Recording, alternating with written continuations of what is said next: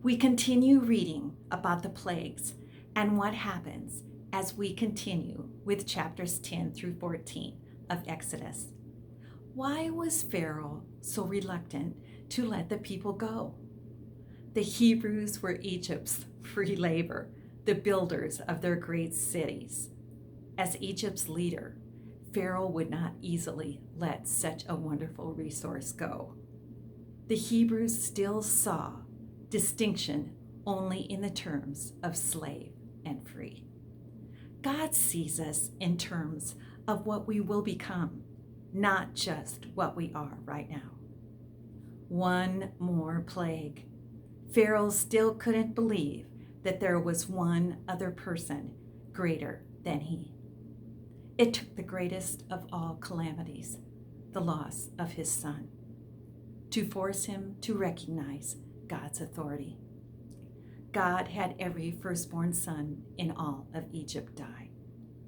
We must not wait for great calamities to drive us to God, but must open our hearts and our minds to his direction right now. Chapter 12 describes the Passover.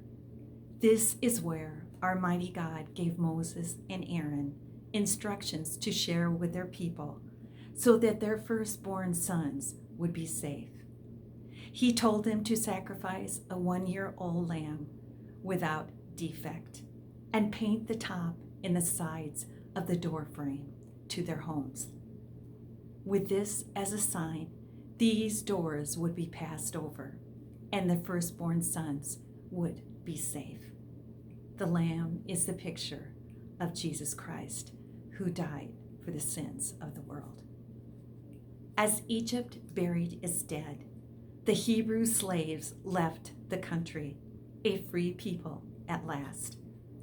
God frees us from bondage and leads us safely around unseen obstacles. His word is like that pillar of cloud and fire, and he will show us the way if we just trust in him. Pharaoh made one last attempt to bring them back, but the people escaped. God sees before. He knew Pharaoh's plans and saw to it that Israel was cared for. God comes between with a pillar that brought light to Israel and brought darkness to the enemy. God goes ahead and opens the way and does the impossible, like the parting of the Red Sea. Recalling God's past help can encourage you as you face future challenges to your own faith.